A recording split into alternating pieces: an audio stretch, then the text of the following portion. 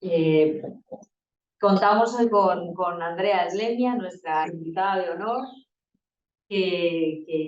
bueno, que ha aceptado amablemente participar en nuestro coloquio. Es algo que nos pone muy contentos porque teníamos muchas ganas de que estuviera aquí con nosotros. Y Andrea, que viene de la Universidad Federal de Sao Paulo, nos va a hablar de circuitos de peticiones, la América portuguesa en el Consejo Ultramarino en el siglo XVIII. Es una investigación que nos interesa enormemente, porque también es miembro del grupo de investigación, que se desarrolla en el área de la Universidad de Madrid, la Universidad Autónoma, titulado de la Administración Colonial al Republicanismo Territorial, las cuestiones de límites hispanoamericanas en perspectiva histórica, y que es posible que podamos contar hoy también la presencia de Andrea. Sí, Andrea, estamos encantados. Esperemos que esto solamente haya sido un mal comienzo, pero que luego ya el seminario solo vaya mejor. Muchas gracias. Oye, por supuesto, buenos días a todas las personas que están aquí y que están en línea también, de las que después también van a asistir. Quiero antes de todo agradecer mucho la invitación, por supuesto, a Julia, a Laura, la organización de esta sesión, para hablar de un proyecto que estoy desarrollando y que aún no tengo tantos datos, pero quería presentar un poco la propuesta y toda la discusión que tengo realizado acerca de las peticiones, un proyecto que lo tengo compartido con una colega de la Universidad Autónoma de Lisboa, Roberta Stumpfi, y también con otra investigadora de Brasil de la Universidad de Goiás, Renata Fernández, y que tenemos acerca del Consejo Ultramarino, ¿no? Así que intitulé la charla de circuito de peticiones en la América Portuguesa del Consejo Ultramarino.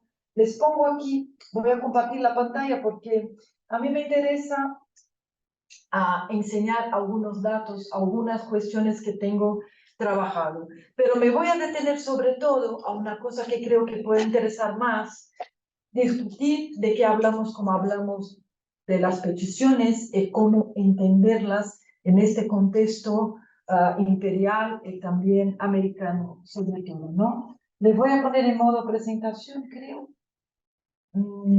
O ya está. Ya está. Aquí está. Aquí creo que está. Sí. Muy bien. Bueno, es verdad que cuando hablamos de peticiones en el mundo que no es el mundo constitucional, podemos decir que hay de verdad al menos dos consensos o dos ideas consensuales entre las personas. La primera es que las peticiones son difundidas por todas las partes como posibilidades que personas de las más diversos rangos sociales pudieran mandarlas, ¿no? O sea, eran el cotidiano de este mundo, si se puede decir así.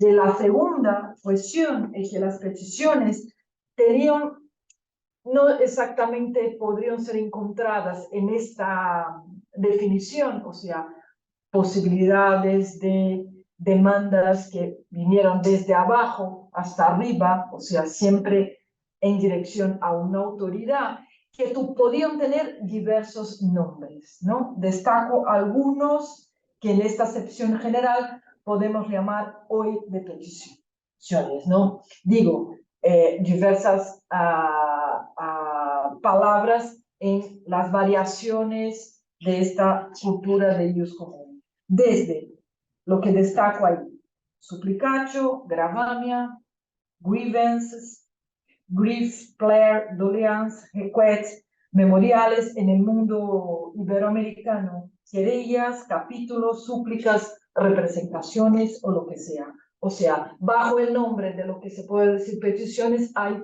una variación amplia también en los espacios y en el tiempo, ¿no? A mí me gusta mucho una expresión de un historiador anglosajón que se llama John Finlay, que dice que behind every petition, political or not, there lay a story and a legal strategy. para mí eso me parece una buena idea de lo que estamos pensando, lo que puede ser compartido bajo la idea de la petición. Es verdad que las peticiones fueron mucho más estudiadas efectivamente en el mundo anglosajón, no solamente por todas las revoluciones del siglo, bueno, XVII, a donde hay, bueno, toda la emergencia de una idea de opinión pública y todo lo que sea, pero también por el tema de los derechos reconocidos en una tradición de common law que hace con que en las peticiones fueron centrales desde ahí y que terminaron creando una larga tradición historiográfica aún más fuerte que para nosotros en el mundo iberoamericano y sobre todo ahí en el mundo latinoamericano en general, ¿no? Bueno, pero a décadas es verdad que podemos encontrar muchos estudios de peticiones para el tema europeo, por ejemplo, sobre todo todos los trabajos que vienen de una tradición de historia social bajo la idea de gracia, súplicas, todo lo que sea, y que toda la tradición, creo, de la Revolución Francesa, que ha sido leída en América, hace con que, de alguna manera, las peticiones hayan sido mucho más estudiadas en su carácter de ruptura constitucional. O sea, hoy es mucho más normal encontrar trabajos que hablen de peticiones, y ahí estoy hablando en América Latina, que hablen de las peticiones que han venido en una tradición de ruptura constitucional, o sea, nuevos derechos o cosas así, que no llevan tanto en cuenta su trayectoria anterior, antigua, súper antigua, de alguna manera tradicional de las peticiones, en la que intento obviamente encuadrar aquí mi trabajo. Es verdad que hay excepciones a mirar las peticiones en una larga tradición, que no solamente de la historia constitucional del siglo XIX, hay excepciones, pero la regla en general, muchas veces en los estudios historiográficos, de tener en cuenta este margen, lo que considero que hay que valorar, como hay que discutirlo, porque las peticiones al final terminan siendo instrumentos mucho más antiguos de lo que imaginamos, por supuesto, ¿no? Aunque la historiografía en América haya tomado siempre las peticiones como objeto de trabajo, los estudios más sistemáticos y orgánicos acerca de las peticiones creo que son mucho más recientes, de tomar este cuadro más general, y que de alguna manera para el caso americano demuestra muchas posibilidades de análisis que llevan también en cuenta problematizar cuáles fueron los canales de representación de demandas de poblaciones que habitaban este territorio y hacía los gobernantes de alguna manera en un mundo a donde, bueno, yo podría decir de muchos trabajos que usan peticiones, pero no exactamente hago estudios sistemáticos. Son muy conocidos los trabajos acerca de los indígenas, en el caso de América Española, que usan peticiones desde siempre, desde el siglo XVI, también en el caso brasileño, muchos otros, pero estudios sistemáticos son aún no tan no comunes, ¿no? Creo que tengo que poner una cosa aquí. ¿Se queda mejor o no? Bueno, pero mi propuesta en esta charla es, por tanto, analizar, defender cómo se ha tratado el tema en la historiografía, este es mi primer punto, como un campo más genérico de cómo entender las peticiones, pero voy a defender que estudiar los caminos, los trámites que seguían las peticiones, ¿no? Como pongo ahí, es fundamental para comprender las múltiples acciones de las acciones sociales involucradas en ellas, que pueden decir exactamente ampliar la propia idea de las peticiones. O sea, que los caminos dicen mucho también acerca de lo que estamos hablando en este tema, ¿no? En segundo lugar, que las peticiones jugaron un papel esencial en aquella cultura jurídica para el reconocimiento de los derechos de los más variados grupos. Bueno, esto es un poco más difundido de alguna manera, en los cuales el Consejo Ultramarino portugués, que está muy marcado también por el funcionamiento del Consejo de Indias, voy a hablar un poquito de esto, a mí me parece importante fijar. Y también quiero apuntar, si me da tiempo, cómo pensar la posibilidad de pensar los trámites, las vías de procesamiento de estas peticiones pueden ser importantes para marcar también lo que llamamos las transformaciones en el tono de las peticiones en el siglo XVIII. Si me da tiempo, llego ahí. También no os quiero cansar demasiado en esta charla, ¿no? Y claro, trabajo aquí con una idea que, a despecho de todas las diferencias entre las monarquías española y portuguesas, hubo de verdad un trasfondo institucional común. Esto lo percibimos y aquí tenemos algunos que de alguna manera también trabajaron en estas perspectivas, que trabajo un poco en este marco, voy a desarrollar aquí en algún momento. Bueno, empiezo diciendo, así que esta es mi propuesta general. Bueno, aquí son cosas, voy a llegar a eso en breve. Empiezo diciendo que es normal, cuando tomamos la historiografía de las peticiones en sí misma, que haya un marco de diferencia entre dos tipos de peticiones, las que serían antiguas y las que serían modernas. Este está muy marcado por algunos trabajos, también trabajos de los anglosajones, destaca un trabajo basilar, un poco para marcar esto, que el propio trabajo de Charles Ching, de su concepto de parlamentarización, que en la Inglaterra, como yo decía antes, fue un poco más antiguo de lo que podemos llamar de parlamentarización en nuestros contextos ibéricos, que va a marcar que el mundo, las peticiones antiguas tenían un tono mucho más reverente, mucho más de negociaciones consensuales, y que las modernas serían las modernas peticiones que tenían su trasfondo un tono mucho más contra el orden de tensiones del orden que estaría presente en estas experiencias, ¿no? A mí me parece muy sugerente en esta clave un trabajo que destaco, el trabajo de David Zaret, ¿no?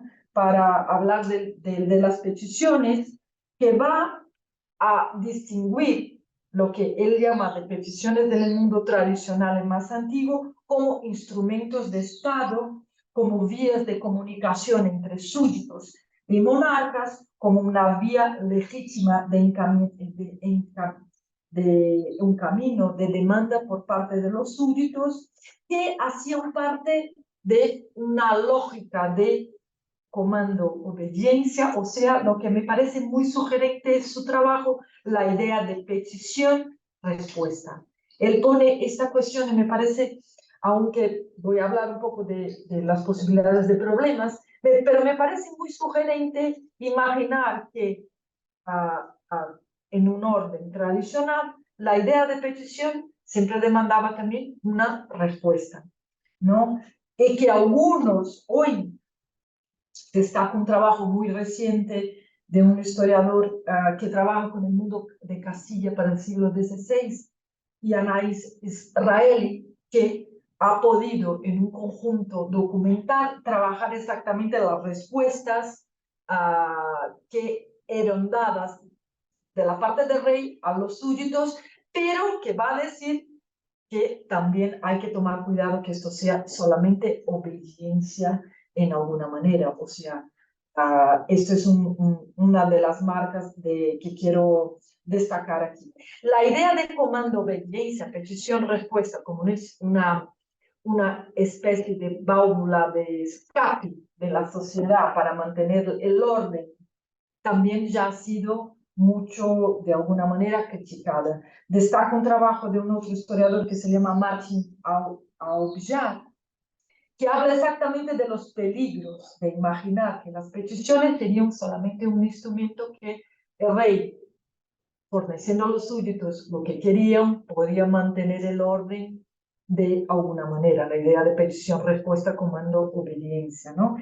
Una de las cosas que Martin Aubillard va a destacar de los peligros de imaginar que las peticiones en el mundo tradicional serían solamente un objeto de contención social, se puede decir así, es exactamente que hay que pensar que las peticiones tenían también sus reglas, que también tenían sus impedimentos, que era también un sistema al mismo tiempo reglado, pero también al mismo tiempo de negociación de grupos de intereses que no necesariamente se puedan reducir a una idea de obediencia, o sea, la idea de que hasta en algún momento se puede mantener una petición y en algún momento empieza un bochín, por ejemplo, cuando las peticiones no funcionan más, pero lo que van a discutir estos historiadores e historiadoras también es que mismo al margen de los mochines hay también las peticiones hacen partes que tensionan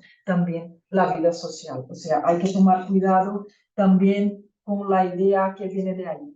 A mí me parece que en estas líneas de trabajo yo destacaría los trabajos de peticiones, especialmente los trabajos de Cecilia Nubola y Andreas Vogler, para discusión del mundo tradicional de alguna manera. Es sobre todo por una cuestión. Van a ser ellos de alguna manera que marcan dos caminos de las peticiones en el mundo antiguo que me parecen muy sugerentes. Un camino de peticiones que era el camino de las súplicas, como llaman ellos, de súplicas, y el camino de las gravamias, o sea, quejas. Estamos hablando de un mundo de peticiones, pero estamos hablando de caminos distintos que tomaban de alguna manera, tonos distintos, ¿no? Que tomaban también caminos institucionales distintos de procesamiento de las demandas.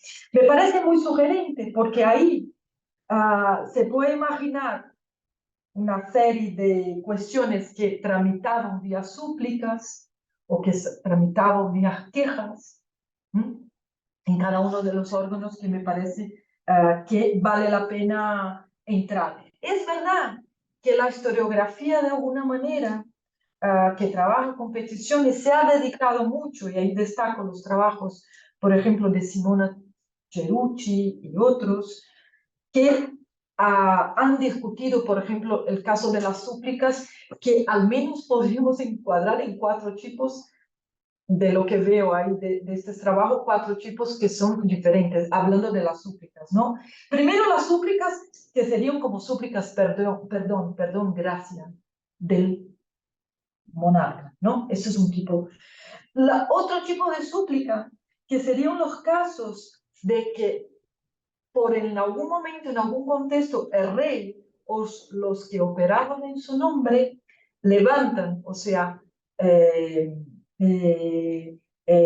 sacan una prohibición que no es exactamente un camino de gracia, es otra cosa propiamente, o sea, a alguien que pide que una resolución o un decreto no valga para este caso o para el otro caso. Esto es muy, muy común y no es la misma cosa que gracia, perdón.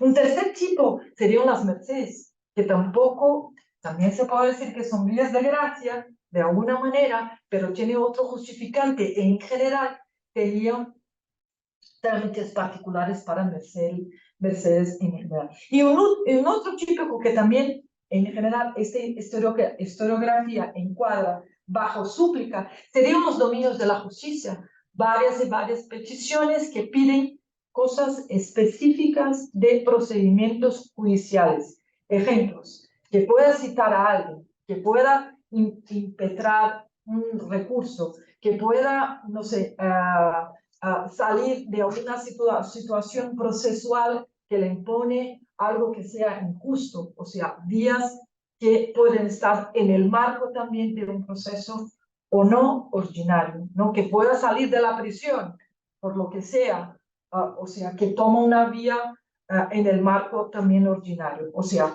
esto es solo para que tengan idea de bajo súplicas. Podríamos imaginar un gran número de cuestiones, ¿no?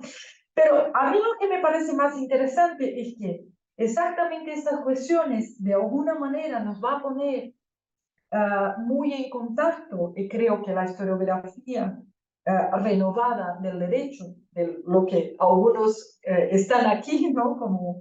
Como este grupo aquí en la UAM, ¿no? En las últimas décadas lo que han trabajado acerca de las cuestiones de derecho, la renovación de la mirada acerca del antiguo régimen, todo ha contribuido un montón para entender lo que llamamos el mundo de las peticiones. Sobre todo porque si partimos de la idea de que había una lógica garantista de derechos, de esto estamos hablando, ¿no? Creo que no necesito explicar tanto para este público lo que estoy, depende del público, pero aquí no necesito hablar tanto de explicar tanto lo que esto significa. Las peticiones son aún más importantes, ¿no? Un mundo en que hay muchas reglas, ¿no? Demandar algo significa reconocimiento del derecho de alguno en algún momento, en algún contexto, incluso para levantar algunas reglas que podrían estar puestas, ¿no? O sea, la lógica garantista de derecho toma las peticiones en su base, ¿no? Son aún más importantes porque no hay Estado, ¿no? Lo que hay son acciones hacia este reconocimiento. Oye, a mí me resulta muy importante para lo que yo estoy haciendo hoy. Claro que podría aquí hablar de la separación, o sea, de la lógica de este mundo, la separación entre justicia, gobierno, gracia, que era la base, vamos a decir así, de este mundo antiguo, ¿no? Antes, ¿no? Sobre todo de todo este aparataje constitucional que se construyó para el siglo XIX, pero a mí me interesa, sobre todo, me parece que es muy sugerente para el estudio de las peticiones, y se vincula también a la cosa de la historiografía, separar los procedimientos que están bajo este orden antigua, que lo veo muy claramente entre las peticiones que tramitaban por vías contenciosas. Es la... aquí no hablé, aquí están unas... Antes de seguir por este tono, voy a enseñar muy rápidamente lo que tenía aquí en la diapositiva, que era las súplicas, aunque había súplicas de muchos tipos, estaban también bajo un mundo controlado, de ahí los manuales de las peticiones. También aquí agradezco a Renata Fernández que ha hecho, lo van a ver como está graciosa de alguna manera, que si tomamos una petición, ella seguía incluso un orden, ¿no? Un orden. O sea, bajo, arriba, siempre a la rúbrica reales. Aquí se ven siempre las notaciones de los consejeros, pero aquí se ve siempre las reglas de cómo se hacían, ¿no? O sea, primero, un salutacho a quien se dirigía, o sea, eran también peticiones que tenían un control, ¿no? Estaban controladas. Una parte que siempre la podemos llamar de capitano benevolente, o sea, a quien se dirige, de todas estas cosas, o sea, para decir que tenía un orden, ¿no?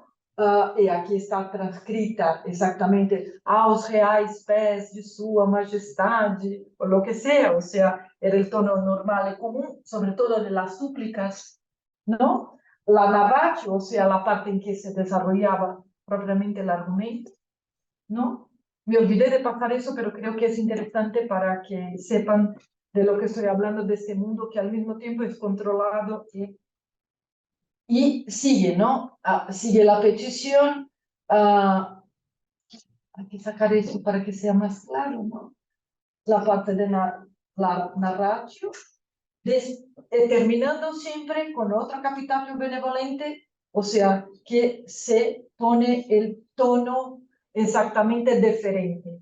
¿Por qué esto es importante? Porque lo que yo decía antes, la idea de la petición-respuesta, comando obediencia, claro que está, de alguna manera se coloca, se pone aquí en la propia forma de las peticiones.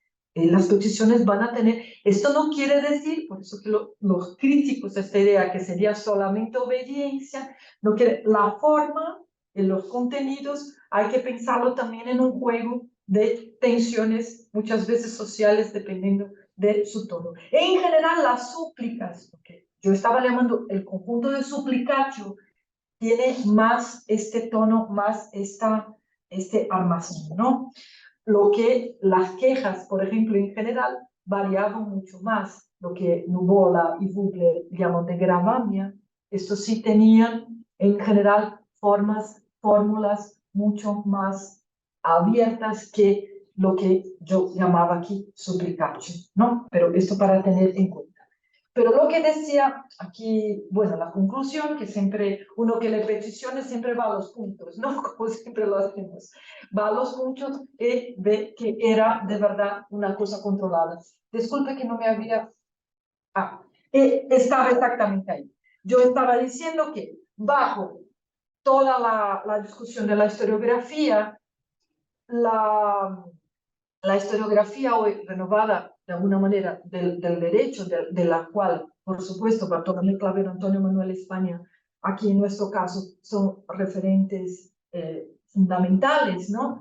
Todo este rollo de la historiografía del derecho, o sea, de los trámites, me ayuda muchísimo a entender incluso este ambiente al mismo tiempo controlado de las peticiones y el ambiente también de las quejas, gravamias, de todo que de alguna manera se pasa en este mundo que estoy hablando de las peticiones. Y claro, lo que me interesa particularmente aquí, sobre todo en el caso del Consejo Ultramarino, que los voy a enseñar luego, esta parte te voy a enseñar luego porque, como yo decía, me parece que el trámite de acciones contenciosas y acciones de gobierno o gobernativas tenían trámites muy claros y diferentes muchas veces en el procesamiento de estas peticiones. Eso me interesa particularmente y creo que algo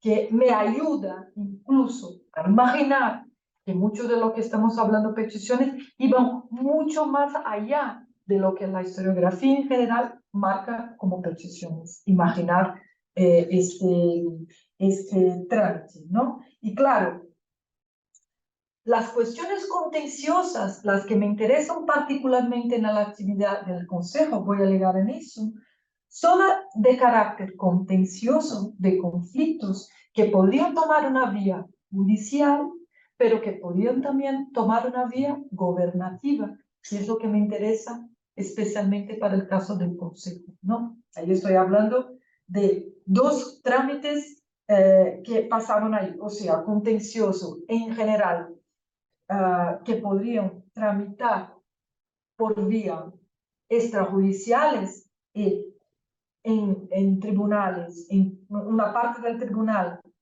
que no eran vías ordinarias y en las vías también de los consejos como el Consejo de Indias y como el Consejo Ultramarino. Y por otro lado también las vías de gobierno que en estos órganos también tomaban para sí decisiones de justicia. Voy a llegar en eso con el caso de Antonio Manuel España enseguida. Lo que quiero destacar antes de seguir es que toda esta cuestión me permite entender que dentro de bajo un órgano, ¿no? Había diferentes tipos de peticiones que tenían trámites diferentes, también soluciones y respuestas diferentes, pero que se pueden, digamos, decir en dos grandes conjuntos, como el conjunto de las súplicas, de las vías, de lo que voy a llamar aquí gobierno para reconocimiento de derechos, y las que era un poco más controlada desde el punto de vista de su fórmula,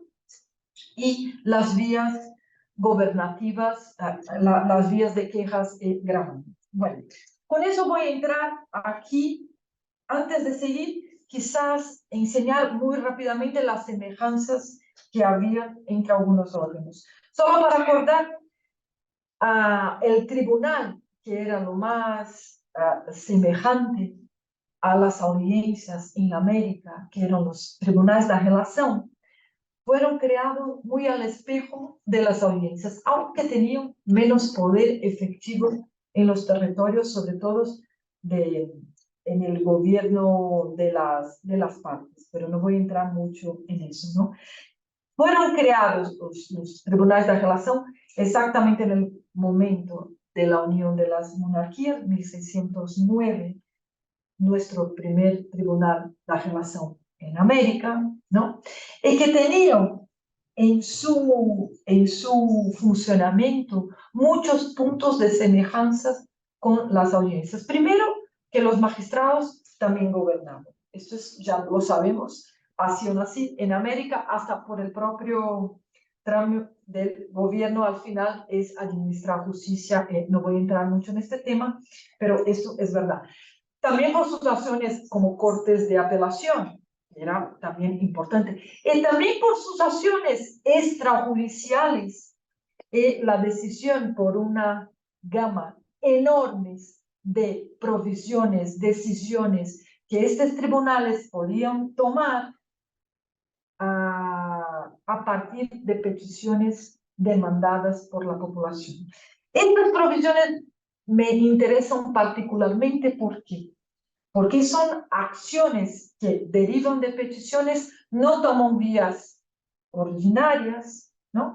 Pero tenían un montón de acciones, un montón de posibilidades de materias que venían vía súplica o suplicatio, que tramitaban en estos tribunales propiamente. Bueno, algunos, como Antonio Manuel Carlos Garriga las define como gobierno en materia de justicia, Antonio Manuel España los define como actos procesados, peticiones de gracia en materia de justicia que tramitaban en estos tribunales vía peticiones. Voy a dar unos ejemplos para que se quede más claro, ¿no? Lo que estoy hablando de alguna manera, ¿no? Pero aquí voy a dar unos ejemplos, ¿no? Ejemplos de demandar recursos, licencia, reconocimiento de tierras, extinción de plazos, denuncia de jueces, reclamación de autoridades, varias y varias peticiones que llegaban a estos tribunales por vía no judicial, pero y que tenían un despacho propio para peticiones vía provisiones. Por eso la respuesta me interesa, porque la respuesta en este caso denuncia un camino de procesamiento de demandas que eran de los más variados tipos y que tocaban en cuestiones de justicia. De ahí me parece muy sugerente que Antonio Manuel España los define como actos de peticiones de gracia en materia de justicia, o sea, emancipaciones, suplementos de edad, autorizaciones varias, para marcación de tierras, confirmación de jueces, licencias para abogar, o sea, un enorme conjunto de materias que tramitaban en los tribunales en esta vía no judicial. ¿Por qué parto de ahí? Porque yo en una investigación que hice acerca de este procesamiento en el Tribunal de Apelación, en el caso de Río de Janeiro, separé como casi 9.000 de estas provisiones que yo podría separar en algunos tipos que defino aquí, ¿no? O sea, primera, las cartas de seguro, que eran cartas que las personas podrían pedir, demandar para no ser impresas bajo una acusación, las fianzas, citar, demandar, emancipaciones, pedidos para apelar, agravar causa, o sea, toda una montaña de provisiones, ¿sí? Claro, de pedidos que eran procesados y dados en provisión, que tocaban, aunque no arreglaban cuestiones judicialmente por vía ordinaria, terminaban reconociendo el derecho de uno a una cuestión, o sea, bajo provisiones. Yo separé aquí dos cuadros porque Hay muchos casos de jurisdicción voluntaria y hay casos que son contenciosos, obviamente, pero cuando yo saco los casos de jurisdicción voluntaria, es muy sugerente que las cartas de seguro, que era un dispositivo típico que Antonio Manuel España también lo llama de petición de gracia en modo justicia, que una persona podía pedir para no ir a prisión, al cárcel, mientras su proceso no estuviera terminado. ¿Por qué no era una simple gracia? Porque en general las cartas de seguro, la persona tenía que explicar por qué las decía, o sea, o reconocía parte de la culpa, o decía que no tenía culpa, o habían dos tipos de cartas de seguro, pero que se reconocía su derecho de estar fuera del cárcel mientras el proceso no había terminado. O sea, no era una gracia solamente, el propio España lo dice, que se valoraba de alguna manera del pedido del demandante de acuerdo con lo que pedía. Lo mismo para las otras, los pedidos de fianzas o los pedidos el derecho de apelar contra un juez, el derecho de citar o cosas que sean. O sea, ¿por qué esto me parece interesante? Porque en el Consejo Ultramarino, y ahí voy, en el Consejo de Indias y el Consejo Ultramarino, este tipo de provisiones, que son provisiones que yo encuadraría en el mundo de las súplicas, por ejemplo, tiene un destaque enorme en el procesamiento del Consejo. Y ahí entro propiamente en la discusión del Consejo, ¿no? Como también el Consejo fue creado en América un poco a semejanza del Consejo de Indias. Para los que no saben, y que no tienen necesidad de saber tampoco, el Consejo Ultramarino va a ser creado por la monarquía portuguesa exactamente después de la independencia de los Braganza, ¿no? El fin de la Unión Ibérica en 1642. Muy a semejanza del Consejo de India. Hasta entonces no había un órgano como el Consejo de Indias para América Portuguesa. Eso es importante tener en cuenta. El segundo punto, claro que ahí llegaba un montón de demandas, era el órgano de comunicación entre la monarquía y los territorios, llegaba un montón de demandas de la América, y no solamente de la América, porque el Consejo estaba para todo el imperio portugués, de África, de India, bueno, o lo que sea, ¿ok? ¿Por qué esto para mí es interesante? Porque la propia organización del trámite dentro del Consejo marca las diferencias entre los tipos de petición, ¿no? Aquí, en general, los cuatro grandes códices del Consejo toman en sí mismo este tipo de trámite, ¿no? El códice das partes, mercés, servicio geral, capitania. Bueno, todo el mundo que yo estaba aquí diciendo bajo la idea de gracia en términos en modo de justicia, tramitan por lo que aquí van a llamar partes, o sea, peticiones de particulares que envían cuestiones referentes a justicia a el órgano concejal, o sea, administrativo. Y ahí vamos a encontrar licencias, emancipaciones, pedidos para citar, o sea, yo tengo aquí un otro cuadro, aquí, confirmaciones, alvarás, cartas de seguro, embargos, licencias varias, o sea, varias licencias, desde montar no sé, un ingenio hasta poder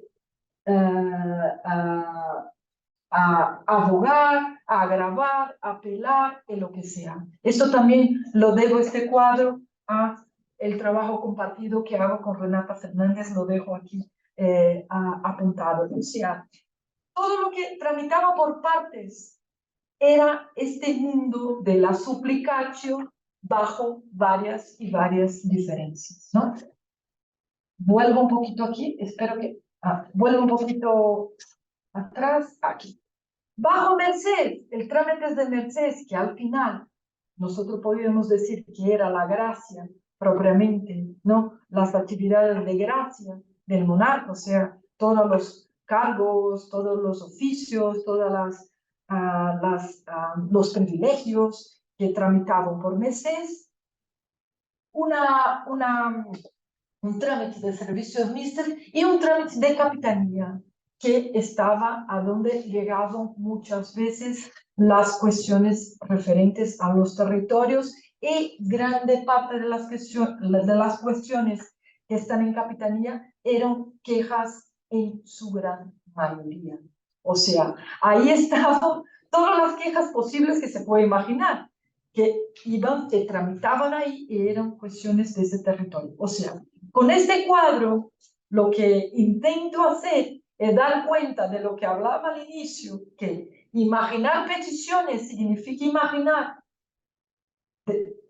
sin duda, demandas, pero demandas que tenían materias distintas y que de verdad tramitaban también por vía distinta, entre órganos también dentro del propio Consejo Ultramarino, ¿no? Ahora mismo yo estoy en una actividad, Blanca lo sabe, en una actividad montando un banco de datos que dé cuenta un poco de estos trámites, ¿no? Imaginando, y ahí me parece muy interesante y sugerente imaginar los diferentes tipos de respuestas, ¿no? O sea, una cosa es una respuesta provisional, otra cosa es una respuesta de una queja, que la respuesta es hay que investigar o hay que crear un inquisitio local para tener más datos para que la corona o para que los consejeros puedan decidir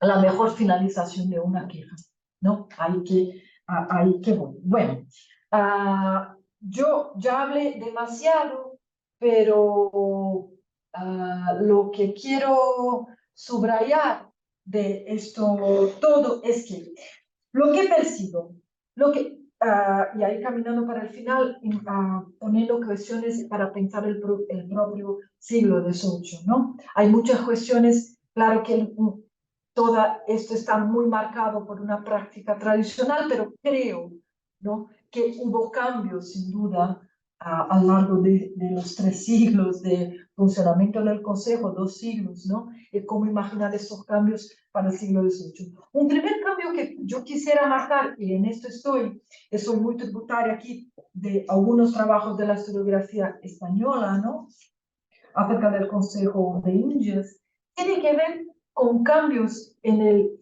propio funcionamiento de los consejos bajo lo que se crea en el siglo XVIII, que es la figura del secretario de gobierno, que va a jugar dentro del Consejo de Indias y también Consejo Ultramarino. O sea, y ahí destaco el trabajo de Margarita Gómez, por supuesto, de Rafael también para el caso del Consejo de Indias. ¿Cómo pensar que en el trámite de estas decisiones en el siglo XVIII hay que tener en cuenta la figura del secretario, que también tiene mucha acción, sobre todo en cuestiones que están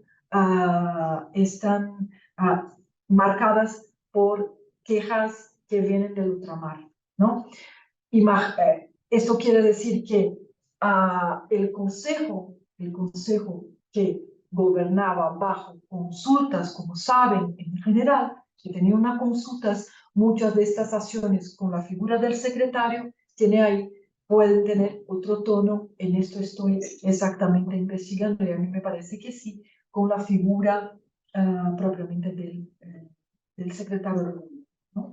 Una segunda cuestión que creo que hay que tener en cuenta, sin duda, es que, aunque me parezca muy tajante separar peticiones antiguas y modernas, es verdad que en el siglo XVIII, por varias razones, hay historiografía que dice que hubo, en muchos casos, una politización de demandas de algunos grupos, esto sí, parece que está muy evidente, sobre todo si caminamos hacia el final del siglo. En el caso portugués hay trabajos ya que discuten esta politización, hablando también de camadas como afrodescendientes o lo que sea, y que tienen un tono no necesariamente siempre político, aunque también diferente muchas veces en sus demandas.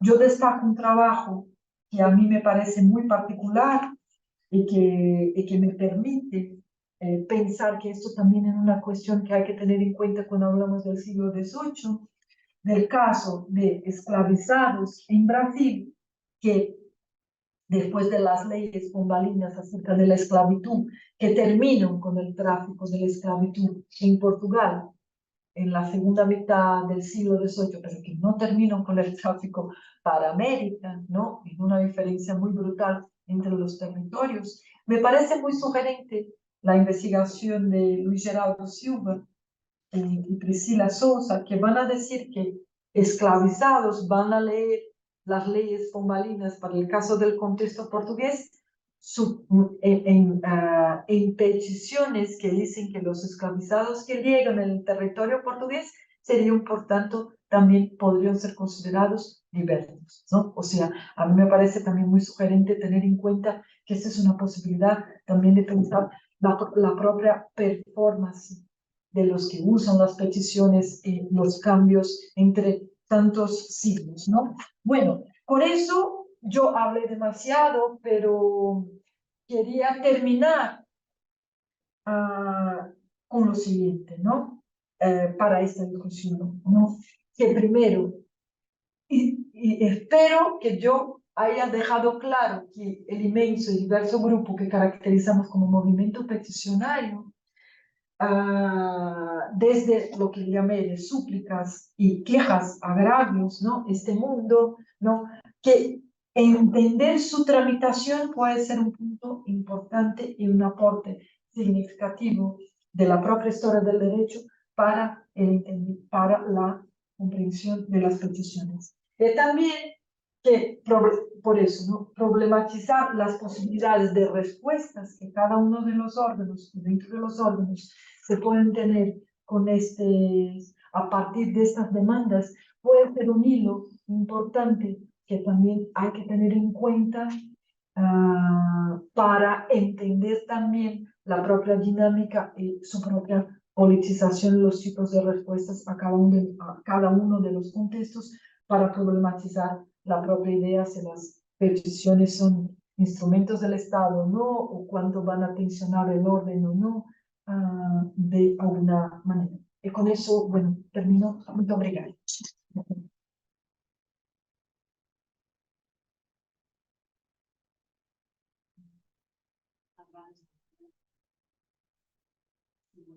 Sí, voy a terminar aquí. Muy bien. Creo que así queda mejor. Ya está. Oye, disculpe que pasé un poco aquí de la hora, pero... Todo organizado. Muy bien, pues muchísimas gracias. Pues abrimos ahora un Claro, por supuesto. coloquio de la exposición. Siempre están acostumbrados a que yo hable primero y no me gusta nada, pero bueno, que si no estamos en un rato, ¿sabes? Pero bueno, invito a todos que aquí, primero, muchísimas gracias, un placer tenerte ahí. Y una idea muy básica. Hay una serie de trabajos como el tuyo son las fundamentais, en el sentido de, claro, cuando hablamos de funcionamiento, comprensión del mundo premoderno, pues hablamos de ideas generales, etcétera, sacadas sobre todo de una nueva lectura de los juristas, etcétera. Resolvamos, todos estos errores que ya no sabemos.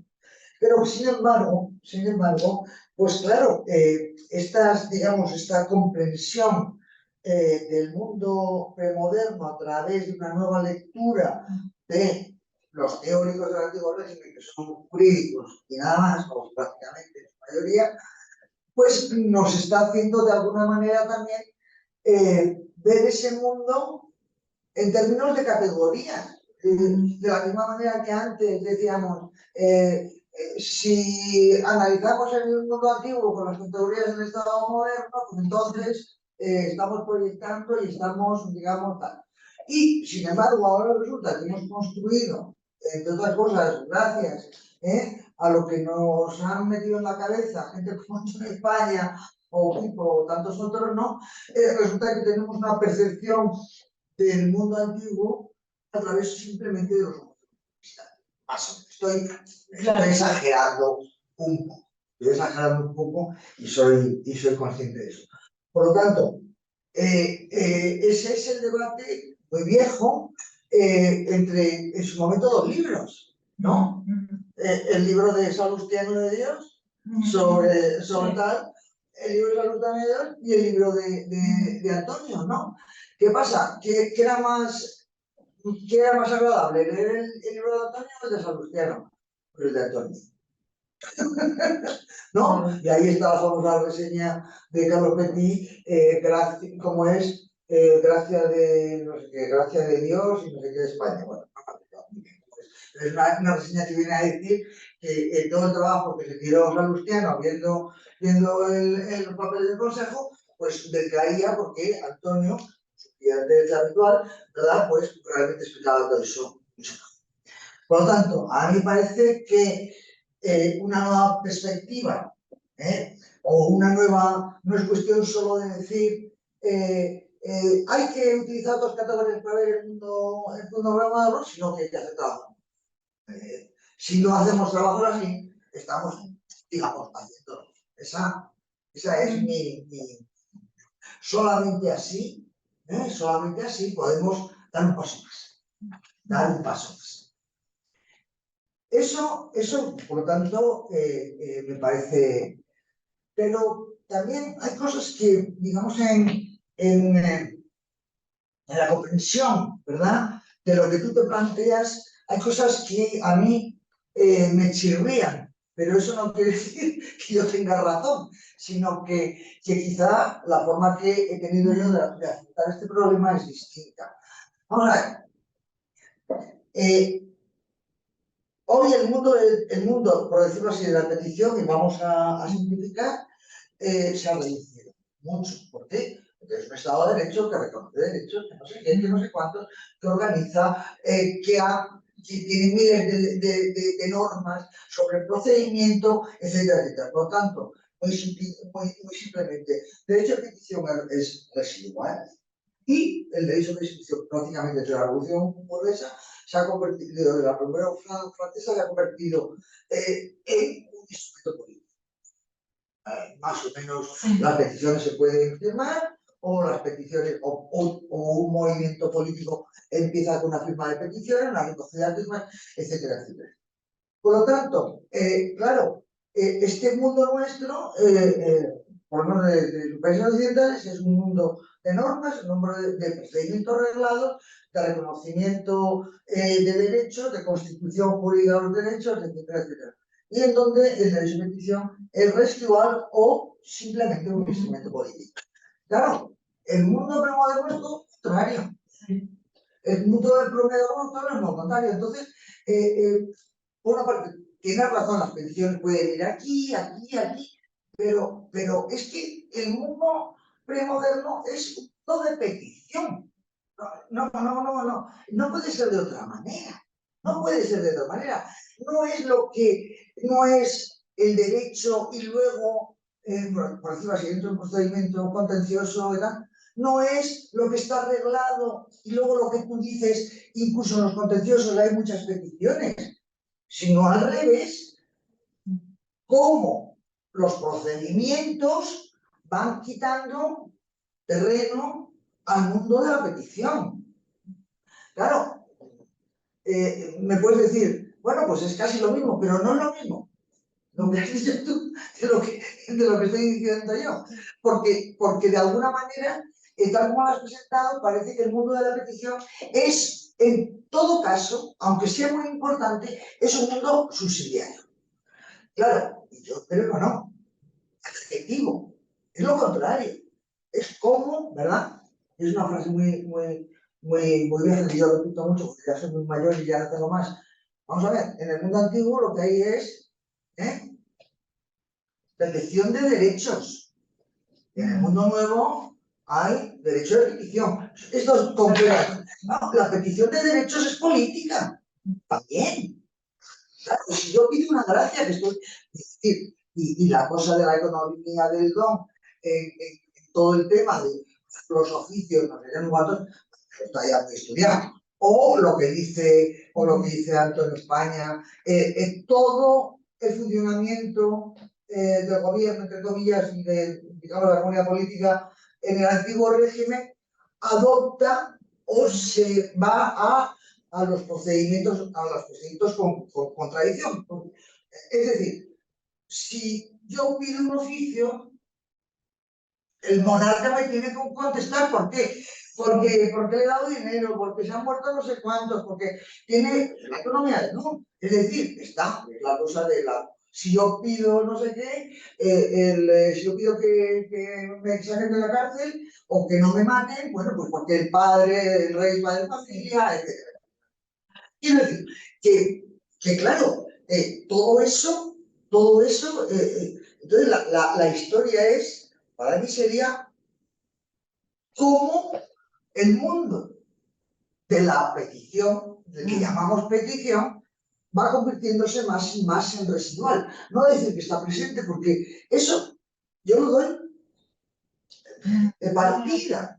Yo lo doy de partida. ¿Cuál es la juridificación de eso? ¿Cuál es la conversión de eso en algo exclusivamente gracioso? Porque ¿sabes? Si no, todos los recursos de los grandes consejos son recursos de gracia, la simplificación, la justificatoria, etcétera, etcétera, etcétera. ¿Cómo se pasa de ahí a la casación? Que eso no es gracioso. Sería un poco la idea. Entonces digo, en términos estrictamente de historia del derecho, es necesario, creo yo, hacer el trabajo, el tipo de trabajo que haces tú, pero el tipo de trabajo que haces tú, yo lo enfocaría a decir cómo se reduce. Perfecto. ¿Cómo se reduce el universo? Es como cuando se dice, el universo premoderno es un universo de posesión, no de propiedad, de posesión real. ¿Cómo se pasa a un universo de sujeto propietario? Claro, yo creo que esos son los problemas. Y luego, por supuesto, que yo no me puedo meter de ninguna manera, y es que eso son cosas que tú sí que puedes contestar. Claro, pues, no es lo mismo que se pide, hablar del canal de petición, de los trámites y tal, de qué es lo que se pide. Hombre, lo que se pide, pues, digamos, hacer mapa de sociedades antiguas, ¿no? Y lo que se contesta, ¿no? Es decir, que tiene ahí una dimensión con independencia de la consideración, diríamos, precisamente constituyente, ¿no? O infraestructural del mundo de lo jurídico, bueno, vale, este no da aparato, pero bueno, este aparato para qué servía, quiénes eran, quién no, cómo las comunidades, es decir, lo que tú has dicho de los esclavos, etcétera, etcétera, es decir, que hay, digamos, hay una documentación que también puedes buscar en ella, no solamente esto, sino realmente una radiografía de la sociedad, los problemas de la sociedad, etc. O sea, cómo los cahiers de Dans se convierten en el fuego de la revolución, por algo será, ¿no? Por algo será. Aunque sean tramitaciones antiguas, etcétera, etcétera, etcétera, ¿no? Y luego ya me callo, perdón. Hay una cosa que no sé decirte porque es un prejuicio. Entonces yo reconozco que es un prejuicio y por lo tanto no lo tomas en cuenta. No me gusta nada mezclar, utilizar historiografía basada en el mundo anglosajón con esto. A mí me parece, por ejemplo, que todos los trabajos estos, el tema esto es una manía mía, sobre la antigua Constitución, la Ancient Constitution. Mire usted, Ancient Constitution, no me vengan sus tonterías, que aquí es otra cosa, ¿no? El republicanismo. Entonces, ¿no? ¿Cuántos trabajos han partido de esto para hablar del republicanismo del mundo ibérico? El mundo ibérico tiene nada que ver con otro. Por lo tanto, el mundo anglosajón y las peticiones, naturalmente, todos los mundos premodernos se parecen, todos. Seguramente que si viéramos algo de China, encontraríamos algo, si supiéramos algo. Pero todos se parecen, ¿de acuerdo? No hay instrumentos, no hay no sé qué desarrollo basado en el campo, etc. Pero me parece peligroso eso, porque primero pierde identidad el discurso que hacemos de nuestro mundo y luego, yo lo siento mucho, pero dicen muchas tonterías. ¿Sabes? Cuando cogen sus categorías y las llevan a, están diciendo, no es lo mismo un sistema, por ejemplo, un sistema, ni siquiera es un sistema, un orden jurídico, ¿no? En donde el Parlamento, justamente, el Parlamento se afirma frente al rey, y por algo será previamente, ¿no? Los condados, no sé qué, los jueces de paz, Claro, pero es un país que tiene una tendencia que termina y se explota en el 17 y que lleva la historia de Inglaterra a un sitio que es justamente el contrario a Francia, a nuestros países, etc. Claro, entonces es como comparar el colonialismo inglés con lo nuestro, ¿no? Son cosas distintas. Entonces hay una tendencia, ¿no? A mezclar categorizaciones, no sé qué, no sé cuánto. No digo que no sean libros interesantes, yo no sé, aunque me gustaría prohibir la lectura de estas horas en otras zonas, pero ya sé que no lo puedo hacer.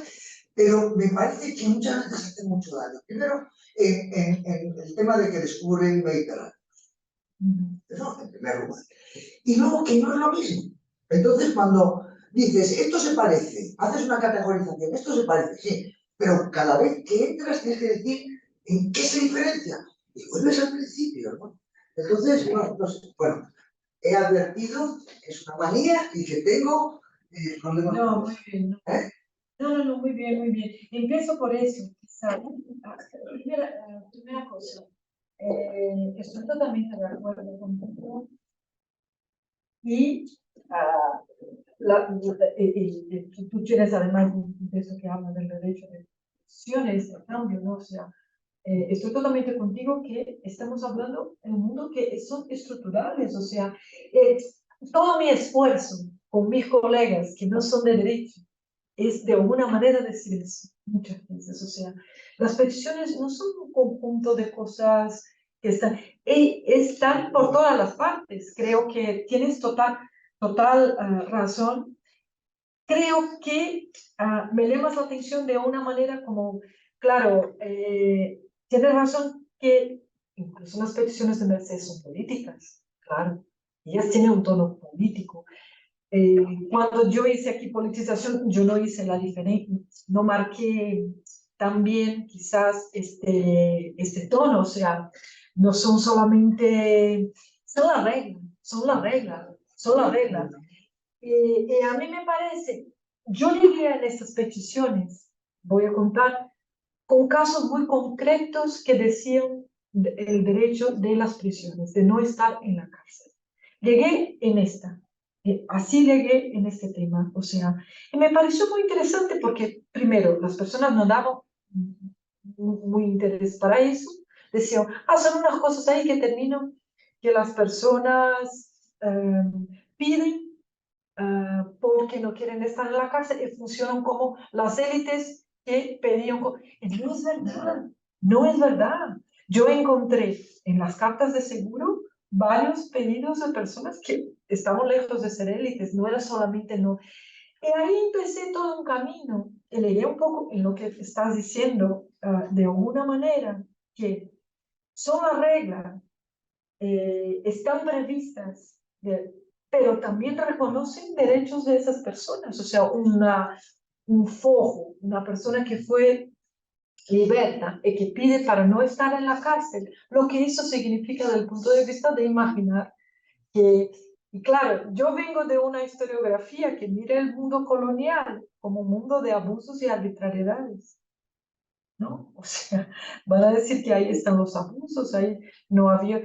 Y ahí todo este mundo me permite desarrollar, espero llegar en un próximo seminario y tener más casos del Consejo, lo que estoy trabajando ahora un poco en este marco, ¿no? O sea, que me parece, estoy de total acuerdo que se va reduciendo, este espacio se va reduciendo. Estudié un poco más del siglo XIX, esto seguramente se reduce. O sea, este universo de licencias, de pedidos, de levantamiento de normas, los más interesantes para mí son estos que tienen que ver hasta con la policía de la ciudad, que una persona podría pedir algo que estaba decidido de otra manera, no sé, pasar una estrada, pero que interfería directamente en la vida de las personas, no era una cosa cualquiera. No es porque no sea contra una cosa tan grande, pero interferir en la vida normal de la población, ¿no? Y esto me parece muy interesante de lo que me planteas. De la cuestión del mundo anglosajón, es verdad que aunque podamos decir que en términos muy generales las sociedades de alguna manera antiguas te parecían los procesos. Yo leí cosas de peticiones en el mundo islámico y se puede decir que son iguales, o sea, no hay Estado, no hay, o sea, hay este tipo de cosas, pero me parece que algunos planteamientos como esta idea de la petición-respuesta es interesante como para poner preguntas. Me ha ayudado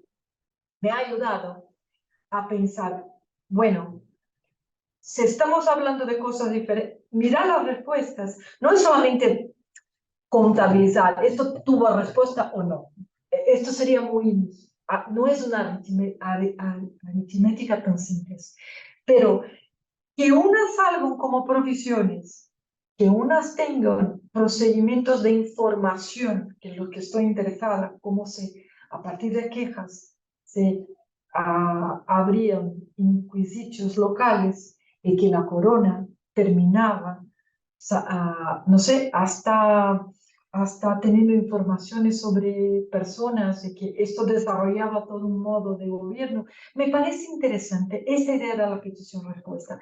Estoy de acuerdo que no puedo decir que empecé diciendo las peticiones tuvieron mucha historiografía en el mundo anglosajón. Se mira entras en cualquier parte, peticiones, nuestro mundo, aunque haya sido tan central, ha desarrollado menos. Y creo que ha desarrollado menos porque la historiografía marcó muy fuertemente las peticiones para el siglo XIX. Esto sería, bueno, o sea, si mirásemos hacia atrás, como algunos trabajos, el propio trabajo, las excepciones, ¿no? El trabajo de Tere Calderón, el trabajo de Beatriz Rojas, de alguna manera, que van a decir, van a enseñar el trasfondo tradicional que tiene un poco en estas peticiones. Bueno, también podríamos haber tenido una historiografía, ¿no?, que valorase eso. O sea, la historiografía también es algo, ¿no?, que va tomando su camino, ¿no? Pero esta idea particular me gusta para pensar, me ha ayudado a pensar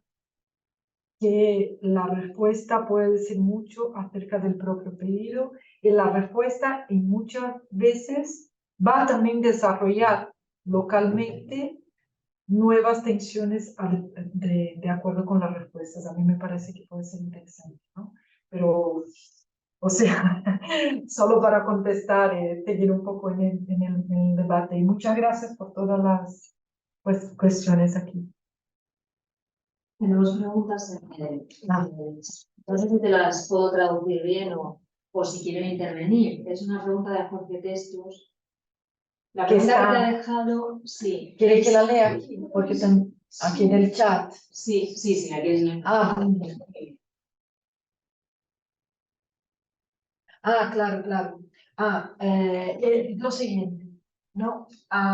Lo que estoy llamando aquí de peticiones de asuntos de gracia en materia de justicia tramitado en el Tribunal de Relación y también en el Consejo.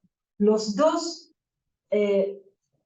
los dos hacían, ¿por qué exactamente? El Tribunal de Relación, teníamos solamente dos en el territorio. Muchas demandas de este tipo de cuestión que llamo de gracia en materia de justicia, o sea, no es solamente gracia en el sentido político, no se puede usar político de un acto totalmente discrecionario desde el punto de vista de su decisión, pero eran actos que tenían algún justificante previsto. Esto que llamo, ahora creo que lo dejo más claro, ¿no?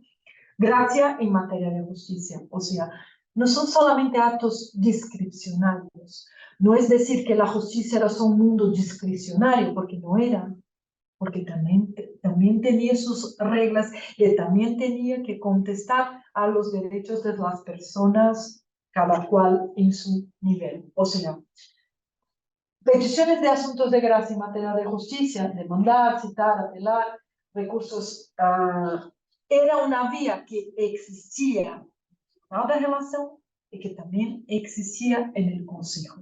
Lo que yo marqué como diferente, lo que marqué como diferente aquí son los que tomaban vías procesales ordinarias, o sea, que seguían las reglas de los procesos y que tomaban un otro camino.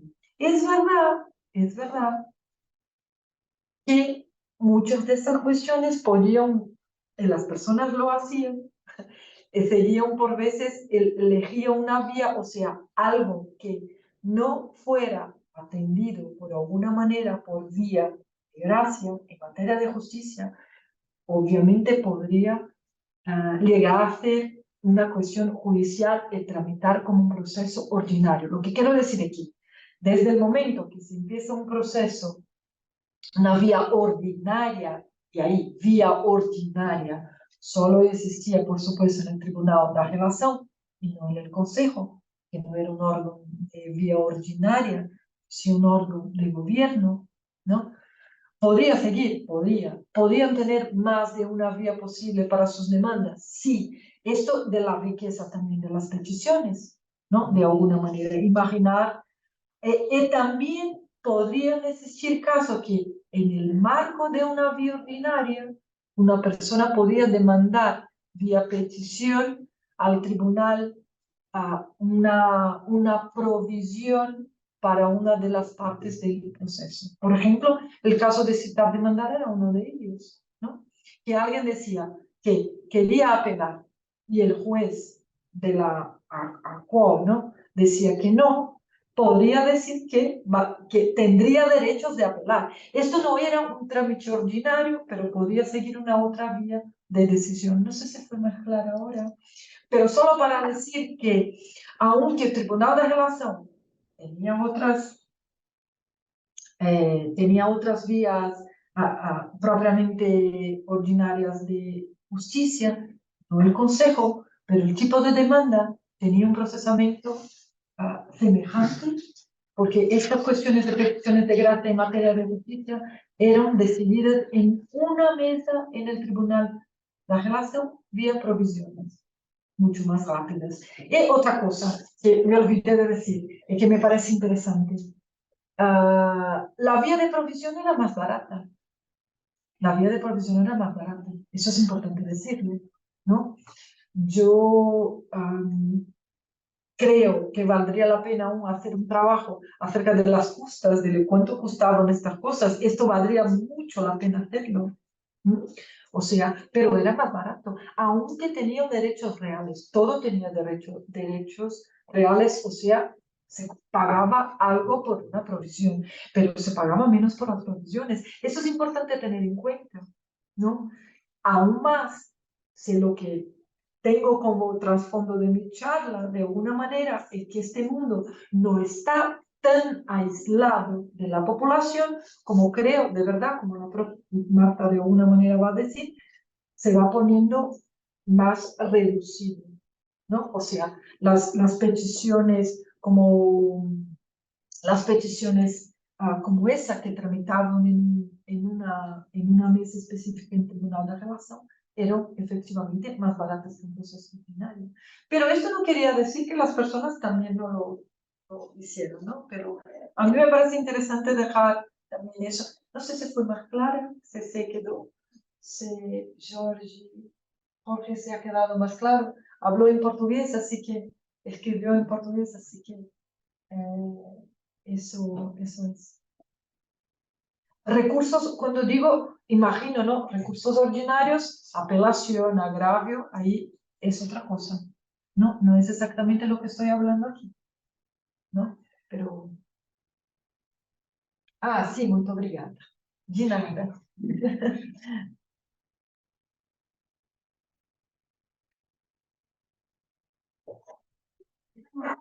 Una pregunta, obviamente, yo no me siento muy cómoda en el mundo de la edad moderna, me siento más cómoda en el mundo de la edad contemporánea.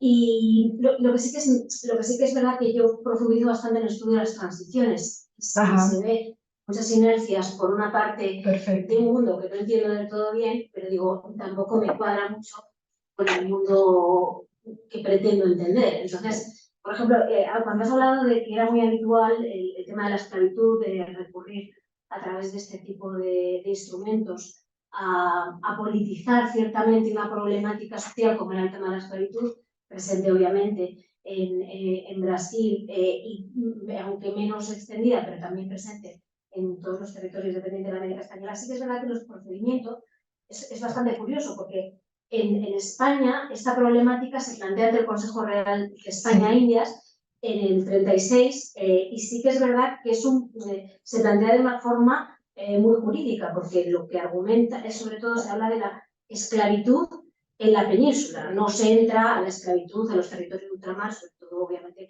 Cuba y Puerto Rico, y es en el 36 cuando se dice que bueno, pues que no se permite la esclavitud en la península y se hace esa declaración al hilo de una reclamación de 3 esclavos que, por así decirlo, habían demandado a sus dueños no porque les tuvieran como esclavos, sino porque les maltratasen como esclavos. Y aprovechando esa solicitud de que les liberasen de los esclavos, la reina María Cristina ya directamente afirmó, bueno, y que a partir de ahora todos los esclavos que pongan de la península sean automáticamente libres. Entonces, es muy curioso, también muy relacionado con el tema de la cuantía de estos procesos y quién estaba detrás de estos procesos, porque estoy convencida de que ninguno de esos 3 esclavos tenía dinero ni conocimientos suficientes como para hacer esta denuncia y elevarlo precisamente ante el Consejo Real de España e Indias, que seguramente el procedimiento Antonio lo conoce muy bien. Bueno, entonces, sencillamente, sí que es verdad que a veces en el mundo, sobre todo en el mundo del Reino de Isabel II, es muy complicado delimitar las sinergias del mundo anterior con las nuevas reivindicaciones. Y en este caso encontramos algunos recursos intermedios o por lo menos más relacionados con el mundo anterior que con el nuevo mundo, pero que vienen a implementar nuevas cuestiones. Entonces, cualquier estudio que venga a traer un poquito de luz a esa herramienta también resulta muy interesante. Muchas gracias por tu cuestión, Blanca, porque me permite decir un poco, marcar un poco, vamos a ver, esta diferencia, pero al mismo tiempo algunas cosas que están muy claras, que son muy de continuidad, ¿no?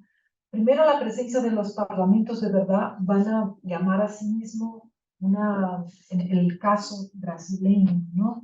No son consejos, pero que van a tener muchas peticiones que también van a ser encaminadas al Parlamento. Pero yo percibo que al mismo tiempo que hay peticiones de un otro rango, que vamos a decir así, que tensionan cuestiones que no están previstas propiamente, o que no estaban previstas propiamente. Hay una manutención de un montón de cosas, o sea, en el pleno, todo el primer periodo del constitucionalismo en el caso portugués, yo diría, y brasileño, la mayor parte de las peticiones son quejas.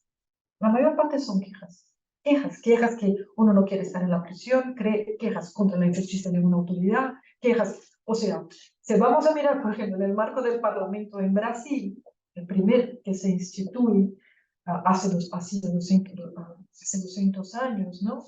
La gran parte son quejas, quejas las más antiguas, las más normales de alguna manera, incluso muchas bajo autoridades, este tipo de cosas. Pero es verdad, y esta escena pública, de alguna manera, coloca, puede colocar otras cuestiones como esta que tú planteas, ¿no? O sea, que no se...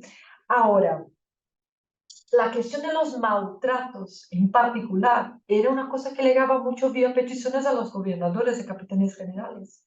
Yo ya vi trabajos, ya vi peticiones como esa, que por ejemplo, que el esclavo, antes de la persona que estaba en condición de esclavo,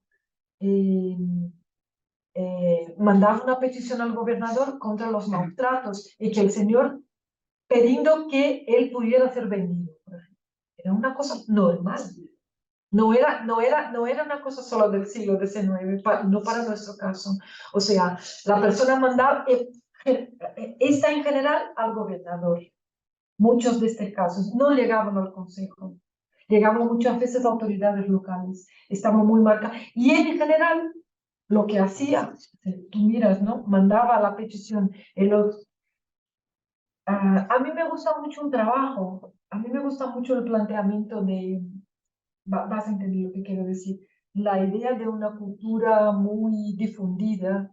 Me gusta mucho la expresión de Paz Alonso, me parece muy, que la justicia daba de comer a mucha gente en este mundo, ¿no? Lo que quiere decir que aún las personas que no sabían leer y escribir, había los escribanos y agentes intermedios y un montón de gente en las localidades que de alguna manera hacía con que estas prácticas estuvieran mucho más presentes de lo que imaginamos hoy. O sea, que un esclavizado pudiera mandar una petición a un gobernador diciendo de sus maltratos no era algo tan incomún. Lo que muchas veces podría pasar es que, al depender del caso, la resolución final era que se tomase vía ordinaria. Esto podría pasar. ¿Qué significa tomar vía ordinaria? O sea, iniciar ahí sí un pleito para... En muchos casos era que el señor no quería vender o que los herederos de este señor, que eran los hijos, el señor le había dado la carta de manumisión y los hijos lo vuelven a esclavizar. Eso era muy común, muy común. Dos cosas, yo tengo una alumna que está estudiando ahora esto exactamente para el caso de los esclavizados, los términos, las peticiones más comunes, al menos en San Pablo, ¿no? O contra prisiones ilegales, porque eran presos, andaban por el territorio, no tenían un papel de manumisión, podrían ser presos, bueno, sin culpa. Y la segunda, la cuestión de la reesclavización o esclavización, la esclavización injusta.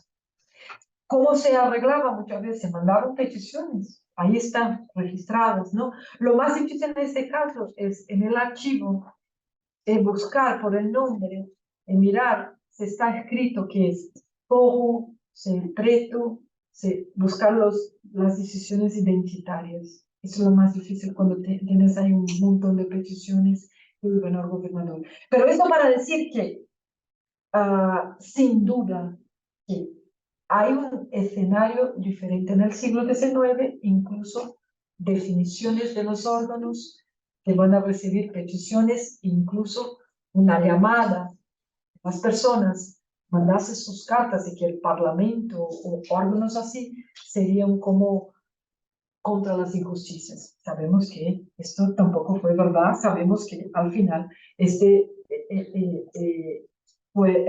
muchos de estos espacios peticionarios se fueron reduciendo. Es una primera cosa.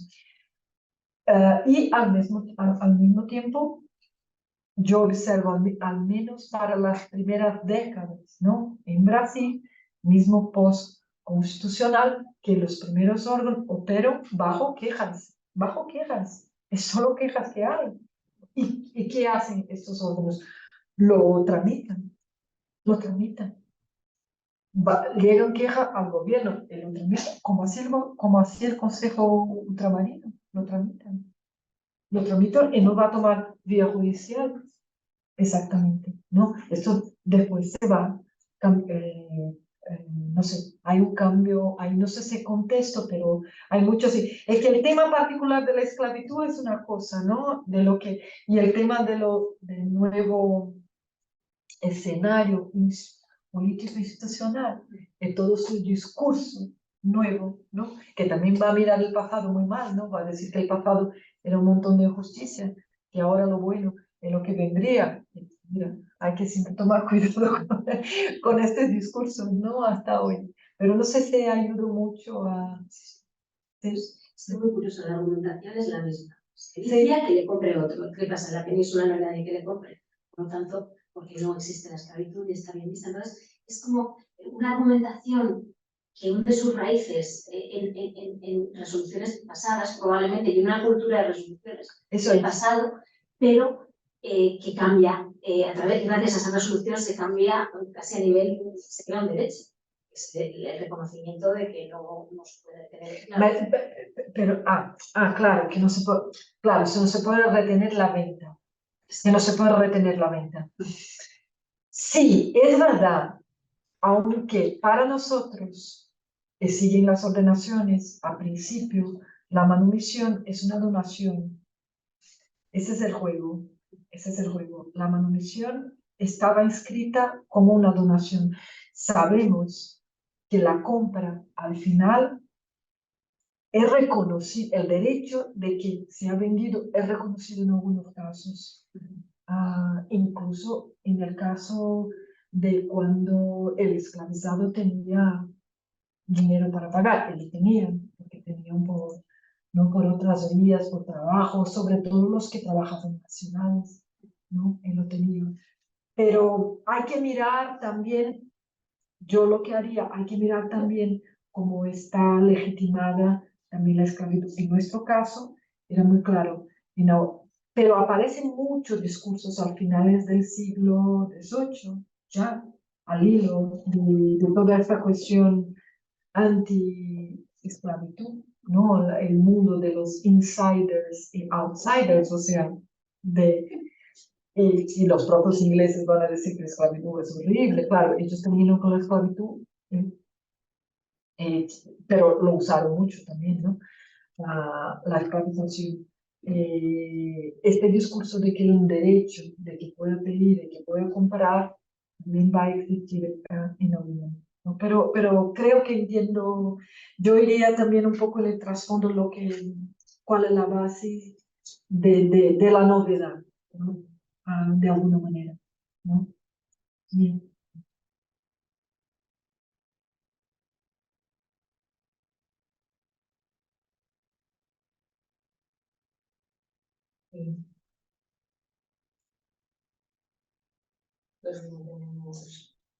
No, que sí. Quería comentar una cosa cuando dices el problema de, digamos, el tipo de cambio, ¿no? De la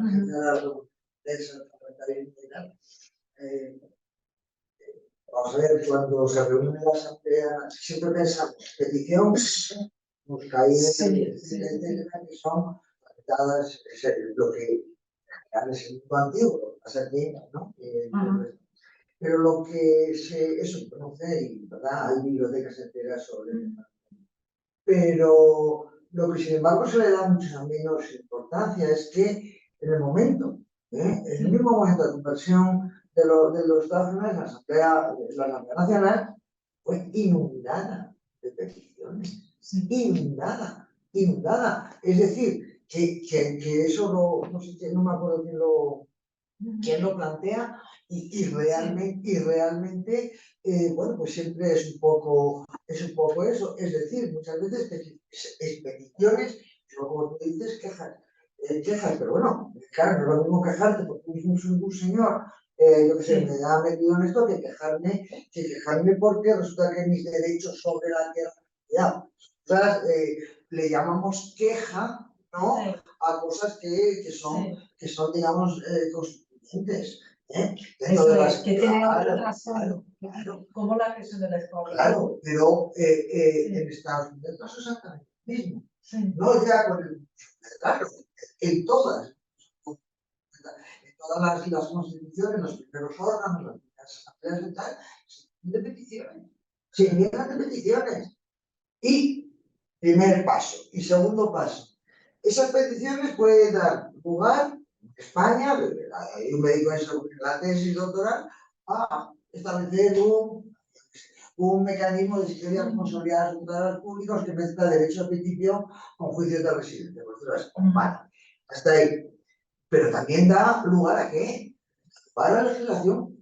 Sí, sí. Claro, da lugar a la legislación. Es decir, lo que llamamos peticiones, que tú dices, ya veces son quejas, ¿no? No lo podemos separar del funcionamiento de los parlamentos, porque muchas veces, y bueno, habría que plantearse hasta qué punto, incluso en nuestro mundo actual, vamos a ver, se legisla en términos generales cuando estás elevando a cuestión general una cuestión particular. Eso es continuo, continuo. Y hoy mismo también, no igual, ¿verdad? Pero, es decir, el problema de dónde está el origen de normas generales, desde luego, si nos creemos que la gente va con una estructura, tenemos que hacer esto, ya no. ¿Por qué se saca la norma de abolición el decreto de abolición de señorías de la Corte de Cádiz? Porque hay otros diputados valencianos que dicen que va. Y así siempre. Y que responden a las quejas, que las quejas no son solamente que me traten mal, las quejas son sobre hechos sectoriales, etc. ¿No?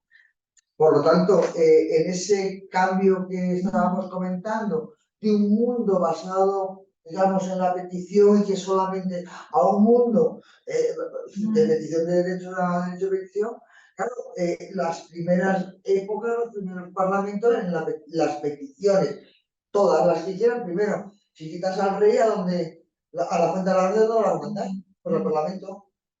Es normal, es decir, lo diriges al mismo sitio.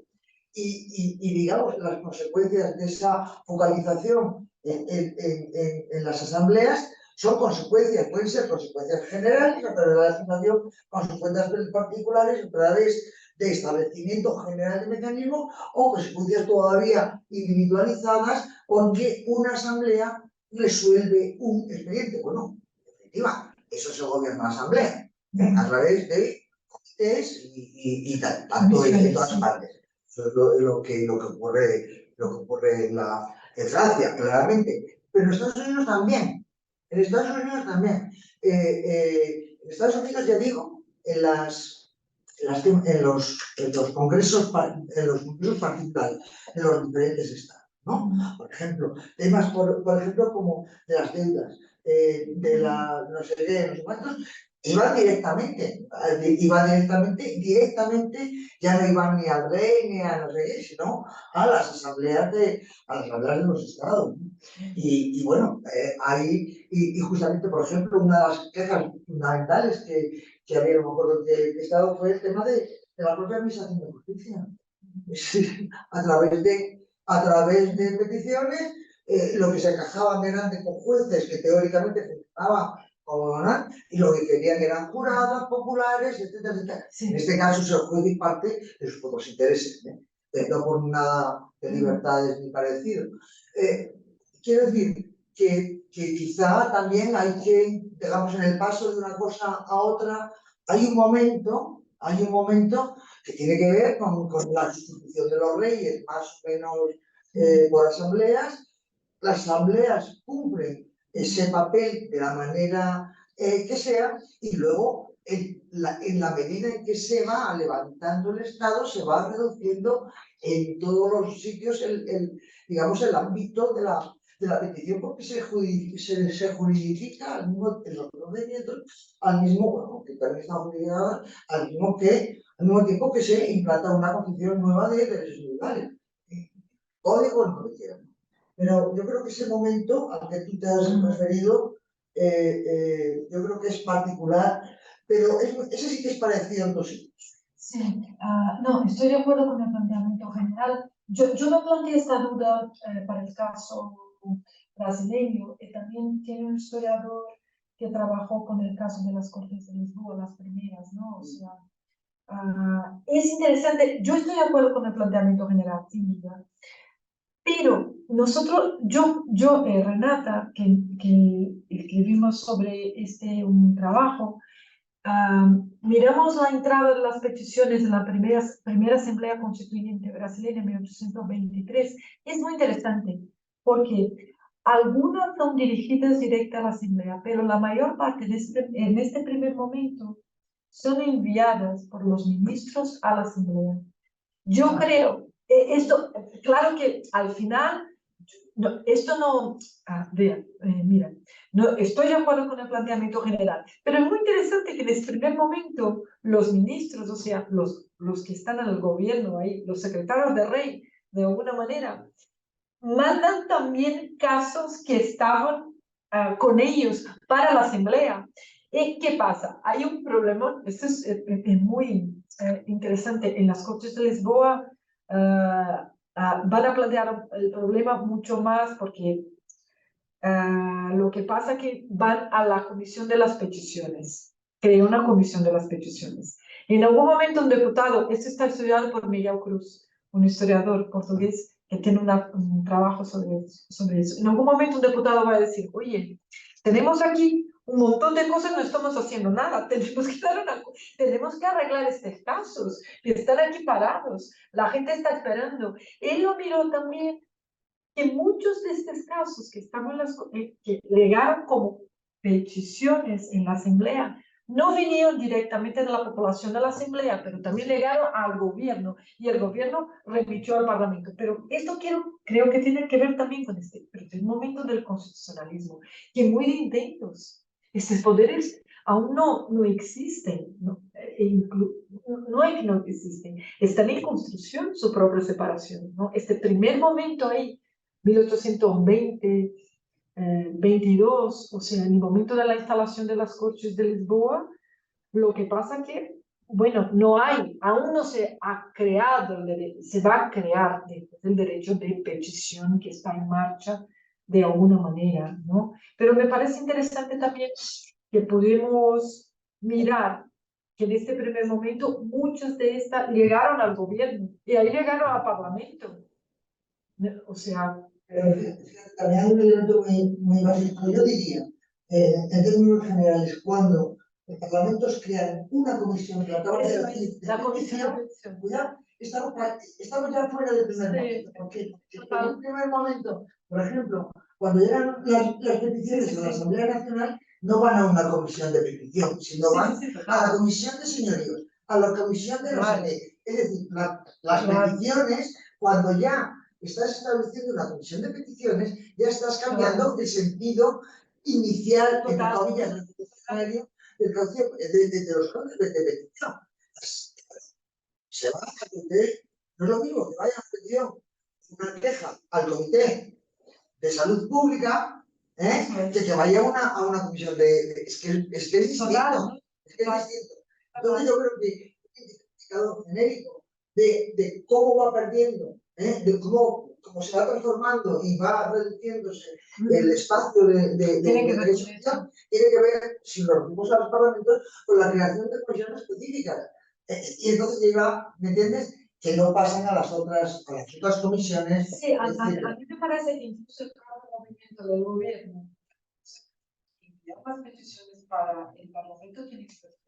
Pero claro, todo lo que legaba, lo que estaban tramitando, o sea, esto era el diario, el cotidiano, ahí tenían. Ahora, es un poco ese momento de experimentación, incluso hay discusiones, ¿no? Lo que la comisión de petición puede hacer. Ese es el gran problema, o sea, podemos aquí decidir en general lo que hacen a partir de entonces, a mi juicio, encaminan para el gobierno o dicen que es cuestión judicial. O sea, la verdad, al mismo tiempo que dan entidad, la dificultad de tramitar al final lo que la comisión de y algunos van a decir exactamente en este momento, van a decir cosas como esta cuestión es más importante para estar solamente en una comisión de petición, tiene que estar en todo el Parlamento. Y ahí empieza el juego de lo que es petición en el sentido nuevo, entre comillas, ¿no? En lo que sería el tradicional. Pero por eso que yo decía que muchas que yo vi en esta primera legislatura también venían de gobierno. O sea, y claro, el funcionamiento cuando yo apuesto aquí el funcionamiento del Consejo Ultramarino, se quedó claro, no hay una comisión de competición, lo que hay es partes que son peticiones de un tipo, algunos van a decir que solo esas eran peticiones, hay mercedes, hay capitanías, o sea, y todas entraban vía demandas, ¿no? Que es lo que se podría llamar peticiones. Por eso que me parece interesante imaginar, cuando hablamos de peticiones, imaginar estas diferencias, ¿no? Esos trámites, no sé. Ahí me quedé un poco contaminada por por andar buscando ahí pero bueno, cada uno va a lo suyo, ¿no? Encontramos una pasión ahí en las cosas, ¿no? Sí. Muy bien, pues entonces sí que dándole las gracias de nuevo a la ponente, Andrea, pues damos un aplauso y consideramos